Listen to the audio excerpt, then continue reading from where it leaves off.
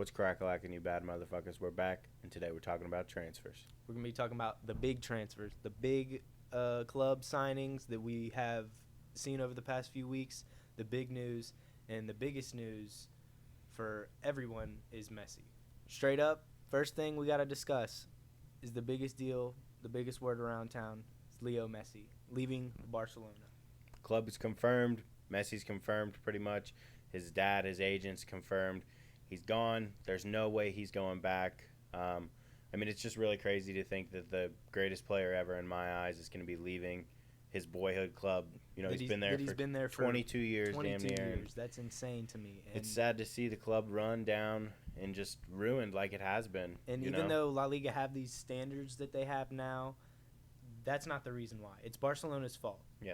I think Barcelona need to evaluate how they've been running their club recently. They've signed some big names like Coutinho recently, Griezmann, all these transfers that haven't worked out, giving them big contracts.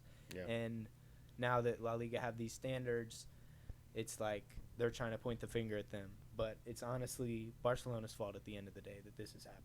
Yeah, I mean, they give Messi a bigger contract, which he deserves because, like I said, I think he's the greatest player ever. So he gets whatever he wants. But the problem with that is when you give him whatever he wants and he's on a million euros a week, Griezmann is able to say, well, I'm 3/4 the player that Messi is, so I should get 750,000 and honestly, euros a week. I kind of think that's a good argument. Yeah, it really is. It makes at the end sense, of the day. but somehow, some way in the upper parts of the club, they need to get it together for sure. Yeah, I mean, if you think about Coutinho, for example, he played with Bayern on loan while getting paid from Barcelona, played against them in the Champions League and beat them in the Champions League. Yeah, was how horrible of a club allows that to happen.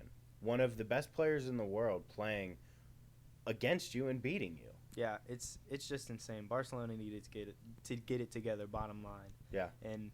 But like we said, it looks like Messi's leaving. He's probably gonna sign I think it's a 2 years plus 1 for PSG or something like that. Probably it's looking like that. Yeah. So quite a bit of money. PSG have been making some really big moves lately. I mean, Messi possibly coming in. I mean, they already got Ramos who came in. Donnarumma, who went crazy in the Euros. We already talked about him a bunch. Wijnaldum. Our Euros video. Yeah, Wijnaldum. On Hakimi. a free. Took him from Barcelona. Barcelona was about to sign Wijnaldum on a free, but PSG took him.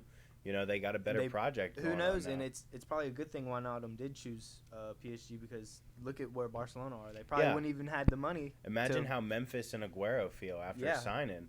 I mean, they lose the GOAT. I mean, how horrible does that feel? When you're told you're signing for Barcelona and the first thing you expect is you get to play with Messi now. Like it's the greatest. It's the greatest thing ever. And then that's taken away from you. You're not going to be very happy about that. Yeah.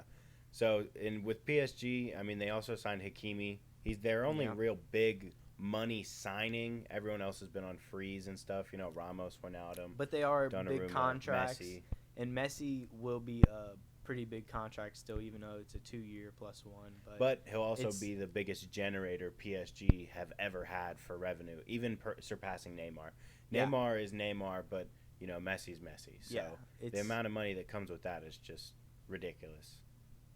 Speaking of big transfers, the biggest one is probably the most expensive one, and that's Jack Grealish going from Aston Villa to Manchester City for £100 million. Just a ridiculous amount. I'm not too sure how I feel about it. I feel like we needed more so of a striker. I hope they can get Harry Kane, but I don't know if they can now with the whole situation with Levy not giving. But I think Jack Grealish is a great buy. He's definitely going to be a starter. Hopefully he fits into the team well. Yeah, because hopefully he doesn't throw anything at off. Aston Villa, he was pretty much like the main guy. Sole focus, yeah. And I feel like at City, it's just kind of like all about the team more so. And if you want to be the main guy at City, there's nobody else. The main guy is De Bruyne. Like the way they play through the midfield is through De Bruyne. Yeah, you have to take a backseat to De Bruyne in this team for sure. But even more so, it's just a team playing game, and I hope he can fit in well and do that well. But I mean, I don't know. We're just gonna have to see. You look at Thiago and that Liverpool team. He's a world-class player. He's one of the best midfielders in the world. But he just didn't do well at first. You know, he slowly started to get into it through the season. But at first, he was not doing very well, and he's a world-class player, but he just didn't fit in the system. So we'll see what happens with Jack Grealish. But, other teams were interested in him, but City was just the one to pay the $100 million. So yeah, they had it, and they wanted him, so they got him. Yeah. Going over to the red side of town, United, they've made a couple of signings. We got Sancho finally wrapped up after 2 freaking years. Finally. I mean, we know he's wanted to come and play for us for the last 2.5 years. Needed him for a while, a right winger. We just wouldn't pay the money. And, I think Ed Woodward did well in negotiating the sum this summer down a little bit, but it's not good enough when you could have had him for a little bit more last year. Right. And potentially won a trophy. To me, it's worth more to win the trophy than the money to spend on Sancho. So you're thinking that with Sancho on your team last year, winning the Europa League would have been not easier, but I definitely think we would have been able to.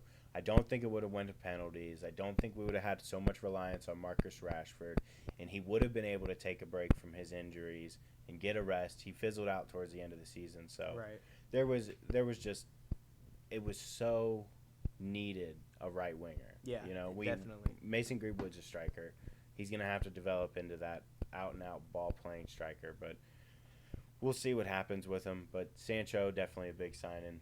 Varane big too. Varane as well. Yeah, I mean he's coming in. He's definitely a world class center back as well.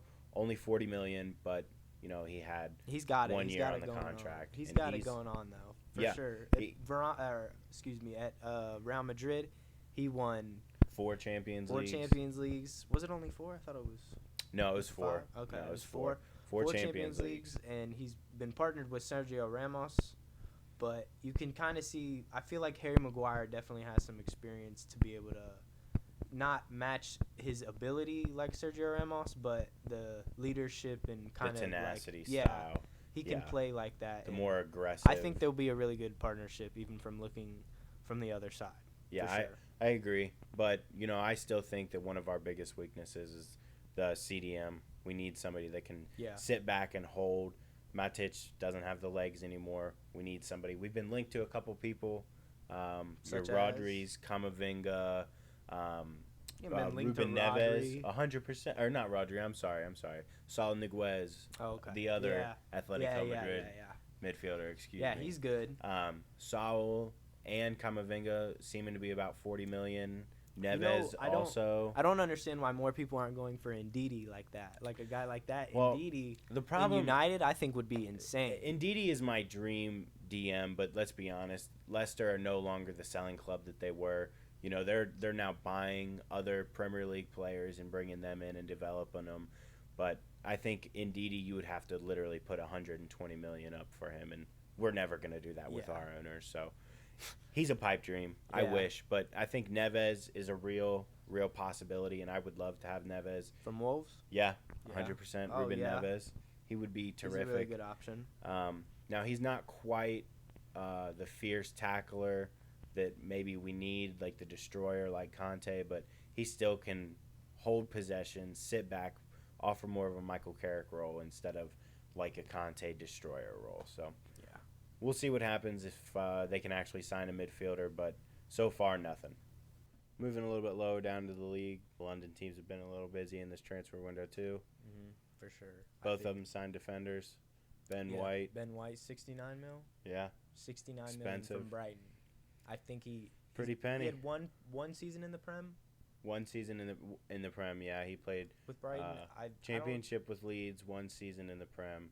For me, Brighton. Transfers like that, he's not proven. It's that English tax. So, yeah, I think he's a good defender. Good buy for him, though, for sure.